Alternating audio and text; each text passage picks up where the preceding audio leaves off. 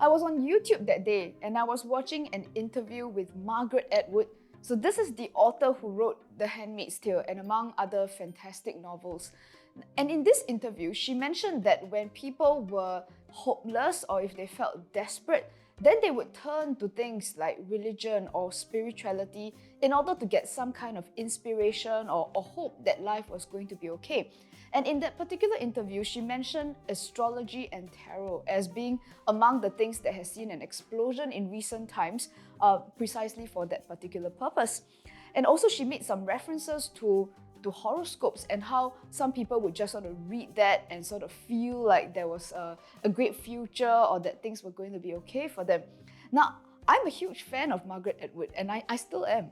Now, what happens here is that her description of astrology is somewhat derogatory because then it suggests that, well, I mean, it doesn't really help anybody because then it's just something that hopeless and desperate people go for and it doesn't actually solve problems for people. Now, this is something that is very, very close to my heart because one of the things that I pride myself on in my practice as an astrologer is about how astrology needs to be used for a practical purpose, and most certainly not because it's just about having somebody sort of momentarily feel like you could sort of buy into a fantasy or a story that just seems to sound a bit better than what you have right now.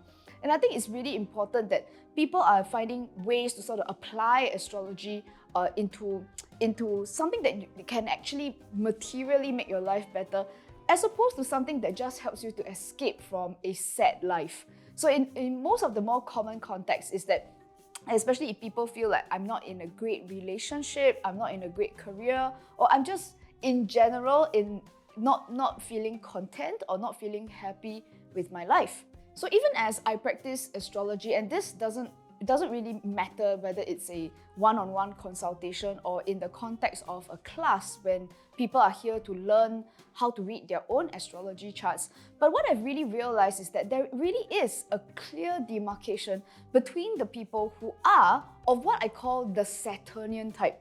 And then there's the other group of people who is what I would term the Neptunian type. So for the people who aren't so familiar with what these planets mean, here's a crash course version. So typically speaking, the Saturnian type are people who are very demanding and they can be very specific. So that means sometimes these guys actually show up with a very healthy level of skepticism because then most people, and rightly so, that if you're an intelligent, educated person, that you might think, well, this is just a placement of planets at the time of my birth. Like, why in the world would this describe anything accurate about myself at all? And very legitimate point of view. Now, these guys usually come in terms of, okay, how is this going to be useful? If I'm going to make a career change, does this actually tell me what kind of skills can I bank on? Or if I were to sort of try to convey to people what my skill sets are, then, you know, what do I tell people? And am I really good at something? So you find that when someone comes with a Saturnian perspective, first of all, you'll find that the outcomes that they're looking for are very specific. And also that there's a lot of demands, and quite often these guys are what I call they're up to something.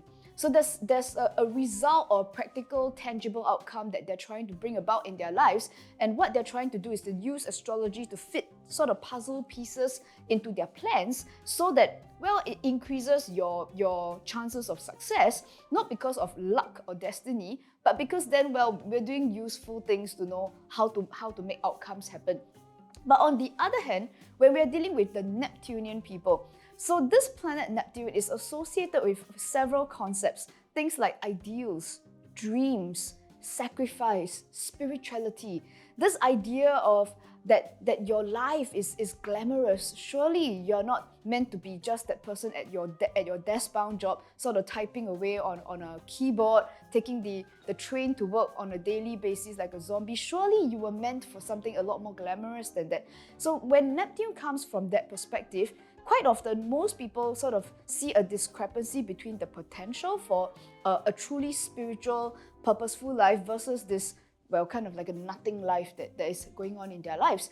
Now, I find that if you were to come to astrology with a very spiritual perspective, and I believe that this is what Margaret Edward is referring to, that when someone is feeling hopeless or desperate or very conscious that I'm just not in a great place, And it's like, wouldn't it be nice if a fairy godmother just sort of showed up with a magic wand and things become okay? That somehow, I suppose, if this idea that you could have some tarot cards in front of you, or that if you had an astrology chart in front of you, that you could actually go to an astrologer and ask, well, my life sucks right now, and is there a moment in time where things will become great for me? I'm going to find a great partner, I'm going to get married, we're going to have a really nice house and have a happy career. Is there a moment in time where I won't have to suffer anymore?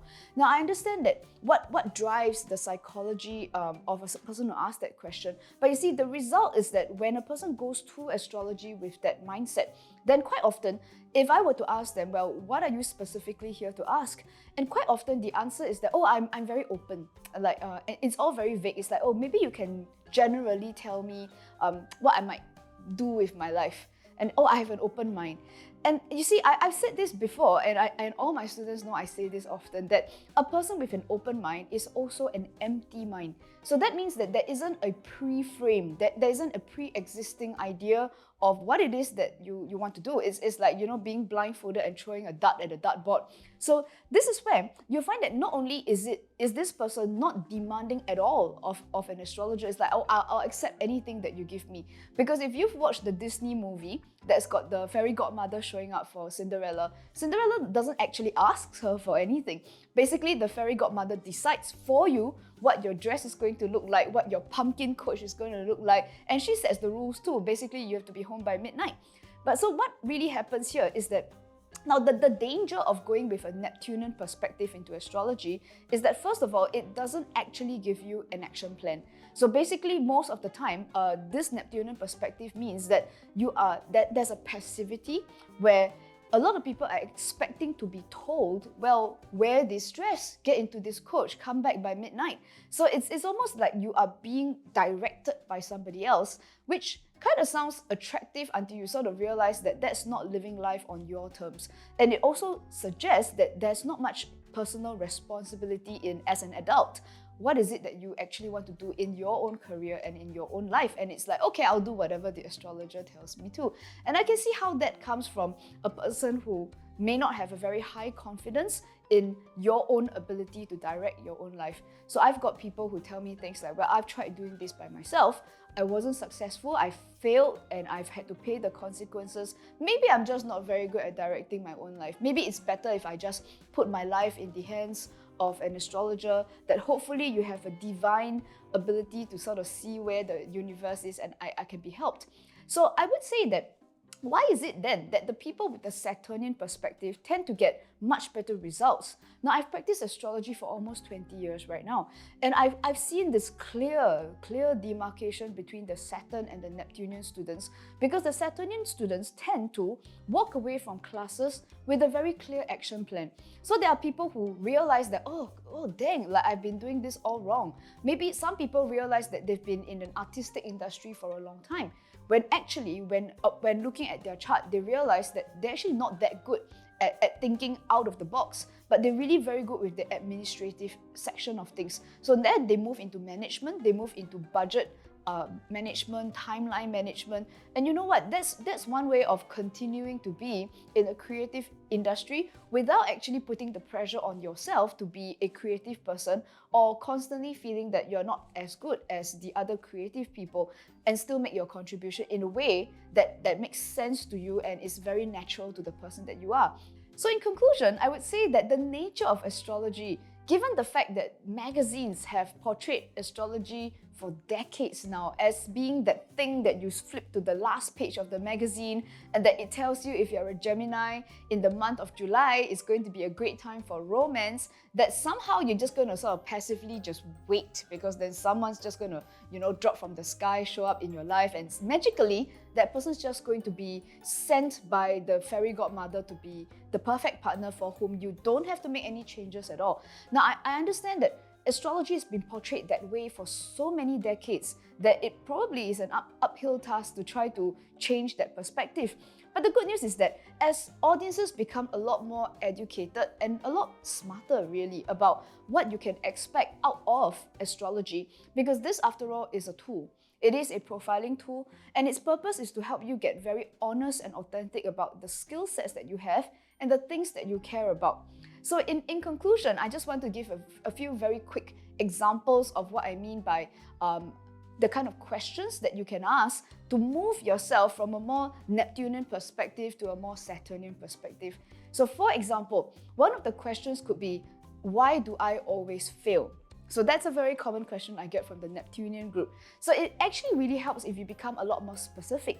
So that means if you ask the astrologer something like, what causes me to repeatedly choose bad business partners? So this is very powerful because first of all, it admits that, well, it's kind of your fault that you've chosen bad business partners, but rather also that you have taken responsibility for the fact that there's something, surely there's a blind spot somewhere that causes you to constantly make the same mistake over and over again. And this also tells you that when a person understands the reason why, there's a very good chance we're not going to repeat that mistake. And the next time we have a new business partner, it's going to be a lot more successful than in the past. Now, a second example, a common question that I often get is a very vague, general, what is my life purpose? What do I do with my life? And the problem with that question is that it starts from a blank slate. It's tabula rasa. So it starts from, well, I don't know what I'm going to do. You tell me what I'm going to do, right? So if it starts from there, you'll find that the astrology isn't always very useful and it gives you very vague answers like, oh, maybe you could be a great communicator. That doesn't tell you very much. But if a person were to say that I greatly care about low-income students not getting the opportunities that they should get in the education industry and in their educational journey, what skills or abilities do I have in my chart that could potentially help me to contribute to these people? Do I become a tutor? Do I raise funds for them? Do I lobby the government?